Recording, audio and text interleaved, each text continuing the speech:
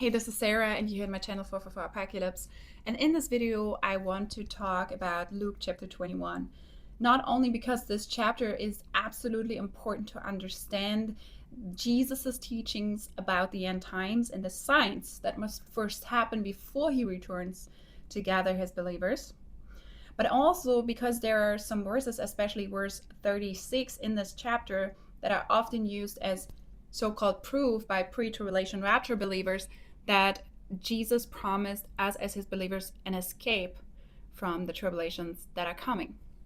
And I just want to show you by reading and analyzing the text, the Bible text from my Bible, the King James Version that I'm using here. This is the Bible I'm using.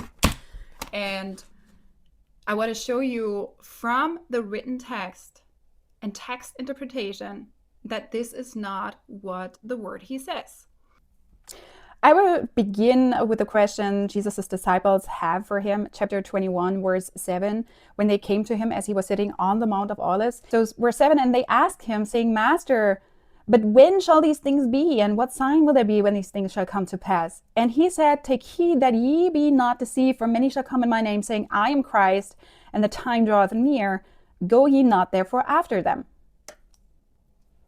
Verse 9, But when ye shall hear of wars and commotions, be not terrified, for these things must first come to pass, but the end is not by and by. The end is not yet. Verse 10, Then said he unto them, Nation shall rise against nation, and kingdom against kingdom. Verse 11, And great earthquakes shall be in divers places, and famines and pestilences, and fearful signs, and great signs shall there be from heaven. Just one short info here.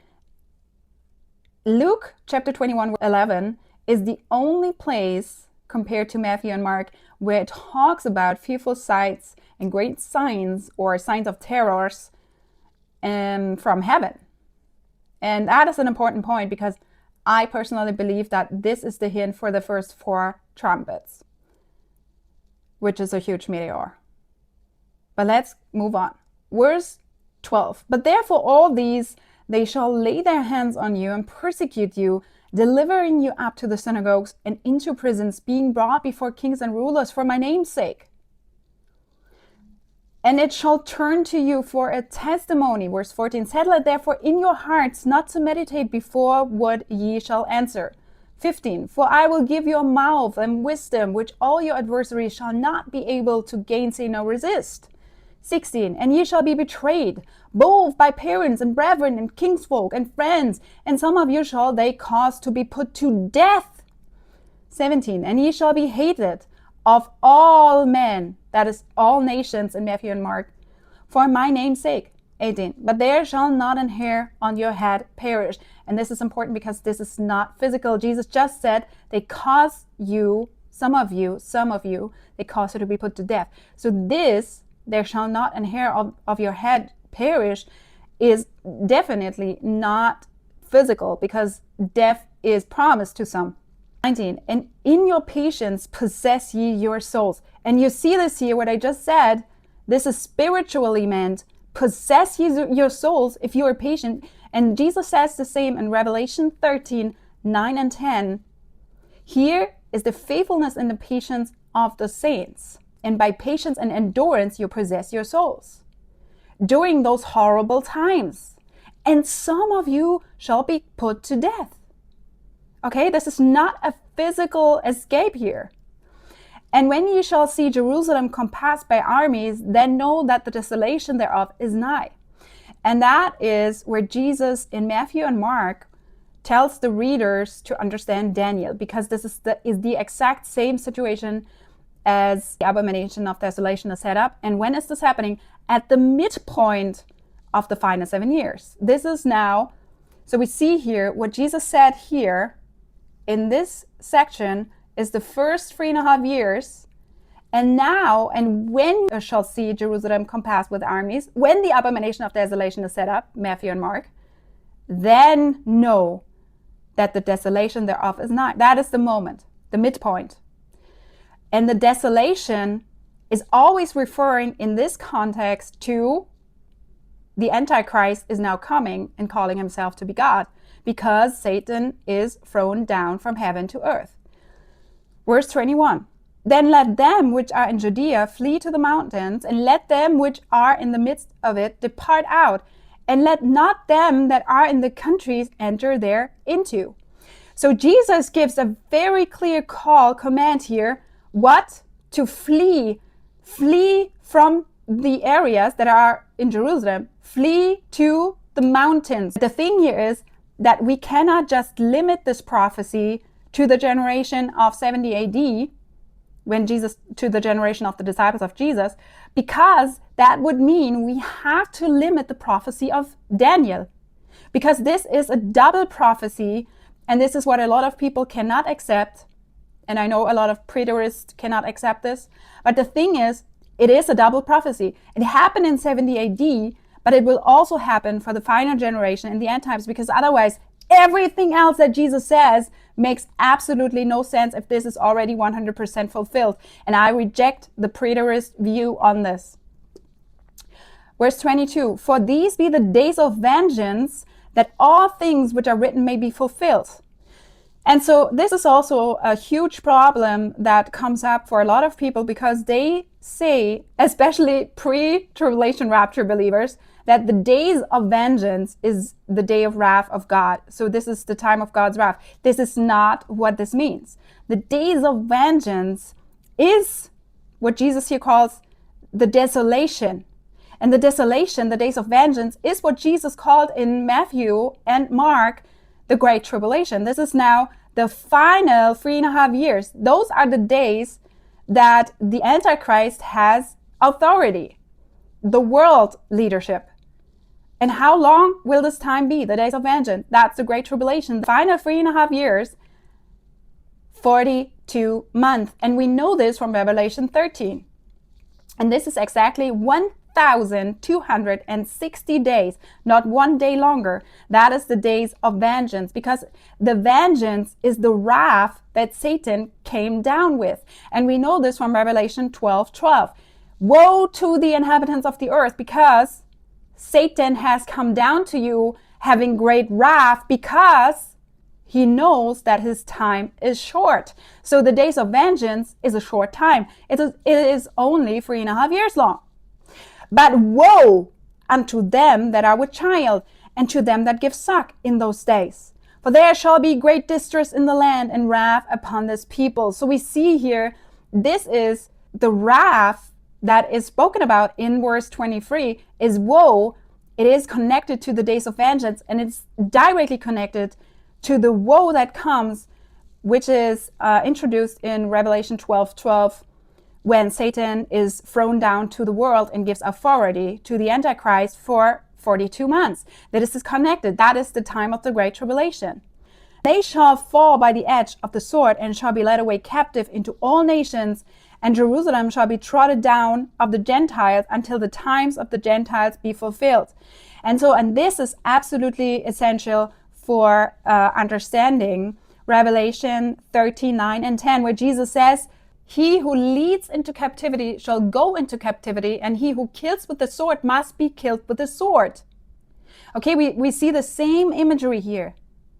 And we know when this happens, it only happens, Revelation 13 is during the Great Tribulation. This is part of the Great Tribulation. And he says, here is the patience and the faith of the saints. And that is also important, because in Jerusalem shall be trodden down of the Gentiles. We see the same imagery in Zechariah 14, where exactly this is prophesied, that this will happen. And we know it from Revelation 11, where it says in Revelation 11, John has to measure the temple, but he should leave out the temple courts, because those will be treaded down by the Gentiles. That is a term for unbelievers, not for believing Gentiles. And so we have to understand this, because those can be Jews too. Gentiles can be also Jews in this context, because they will trot down Jerusalem, which is in a spiritual understanding, God's Zion for those who follow Christ. Until the times of the Gentiles be fulfilled. The times of the Gentiles is the final 3.5 years. That is the times when they follow the Antichrist. So Gentiles here are those who follow the Antichrist, who will be set up his throne in Jerusalem, the abomination of desolation, and he will persecute all people who are not praying to his image. This is why Jesus says, when we see this in Judea, those who are in Judea, flee to the mountains. And then he says, 25, and there shall be signs in the sun and in the moon and in the stars and upon the earth, distress of nations. Now it's the distress of the nations, that is globally, with perplexity, the sea and the waves roaring, and man's hearts failing them from fear and for looking after those things which are coming on the earth, for the powers of heaven shall be shaken. And so that is super important, because we know from Matthew and Mark that this is happening directly after the tribulation, which is described here as the days of vengeance, the great tribulation, the time of the Antichrist. This is happening afterwards, and this is the sixth seal. And what is happening in the sixth seal in Revelation 6? Man's hearts failing them for fear, and they're looking after those things which are coming on the earth. Why? Because they cry out, now the wrath of the Lamb has come. And the powers of heaven shall be shaken is the rolling up of the heavens like a scroll, like Joel saw it, and which is also described in the context of the sixth seal, which is this, verses 25 and 26, what is happening in Revelation 6. That is after the great tribulation of the Antichrist. And then shall they see the Son of Man coming in a cloud with power and great glory. And so this is something that preterists don't like, because they say Jesus has already come, which is nonsense. No, Jesus is not yet here, and death is not yet conquered. Death is still existing. We are all dying. And as long as death is existing, this has not happened, because when Jesus returns with great power and great glory, then death will completely be destroyed. Verse 28, and when these things begin to come to pass, then look up and lift your heads, for your redemption draweth nigh. So we see here, first, the beginning of sorrows, which Jesus clearly defines in Matthew and Mark, is this time, the first 3.5 years. And then the midpoint happens, Jerusalem being surrounded by armies, is the abomination of desolation. Then the final 3.5 years, the time of the Antichrist, until the times of the Gentiles are fulfilled, that is the times of the Antichrist. And then comes the last sign, the sixth seal, which is signs in sun, moon, and stars. That is after the tribulation, Matthew 24:29. And man's hearts failing. And then shall they see the Son of Man coming in a cloud with great power and glory, after the whole 7 years. And when these things begin to pass, so when everything here is over, then look up and lift your heads as believers, for your redemption draweth nigh. So if this happens, we know that Jesus comes now. He's coming back for the day of redemption to free us. And he spake to them a parable. Behold the fig tree and all the trees, when they now shoot forth, ye see and know of your own selves that summer is now nigh at hand. So likewise ye, when ye see these things come to pass, know ye that the kingdom of God is nigh at hand. He clearly says that only after all these things have happened, the kingdom of God is nigh. First, all the signs must happen, and then he's coming with his kingdom.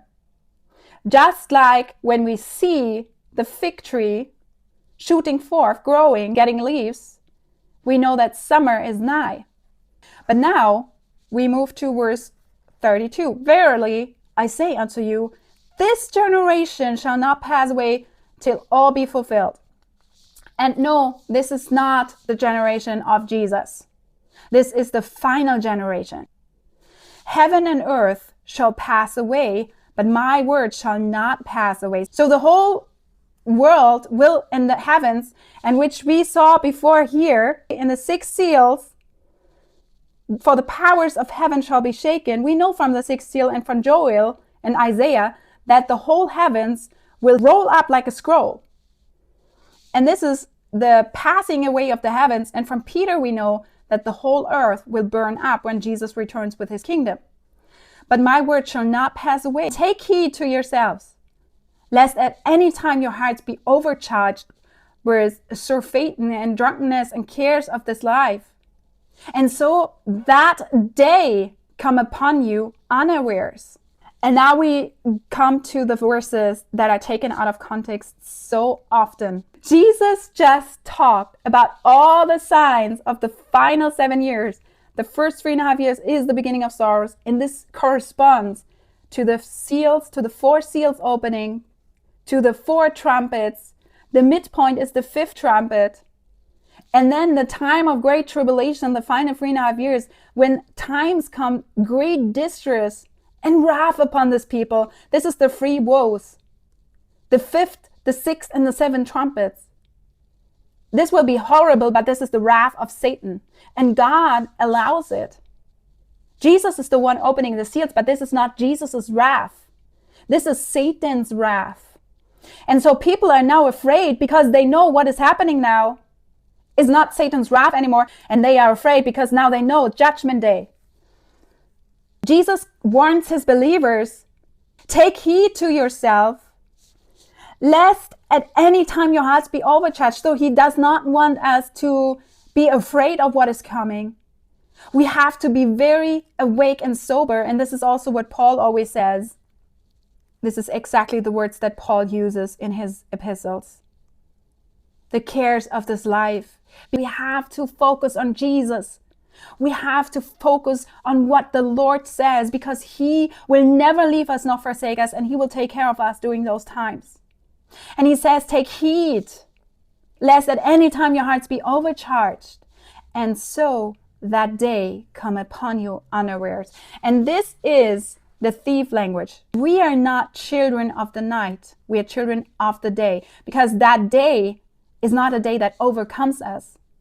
That day is the day of, and we have it here, and I go back here, look up and lift up your heads, for your redemption draweth nigh. This is the day of redemption for us. This is our salvation. So that day come upon you unaware, because that day is the coming of Christ. It is the day of the Lord. 35. For as a snare shall it come on all them that dwell on the face of the whole earth. So we have this here.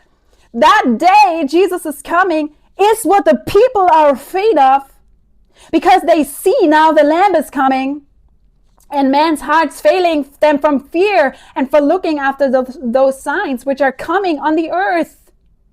Those things which are coming on the earth. And this is the same things that Jesus now speaks about here. Watch ye therefore, and pray always, that ye may be accounted worthy to escape all these things that shall come to pass. That is the things that the people are afraid of.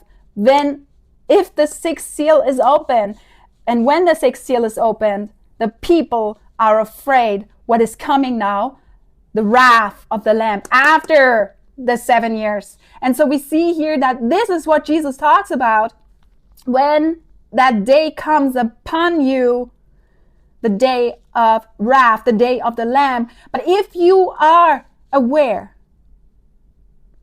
you are not a child of the night, you're a child of the day, and that snare of the day of wrath is not coming upon you. There is a huge difference, because the whole earth, the wicked earth, is part of those who are crying out, the wrath of the Lamb has come. But for us who are waiting for Christ, that day is the day of redemption. So watch ye therefore and pray always, that ye may be accounted worthy to escape all these things that shall come to pass when Jesus returns on that day after the tribulation, and to stand before the Son of Man. So that is the connection here. This is not talking about Jesus saving us from the great tribulation, what is happening here.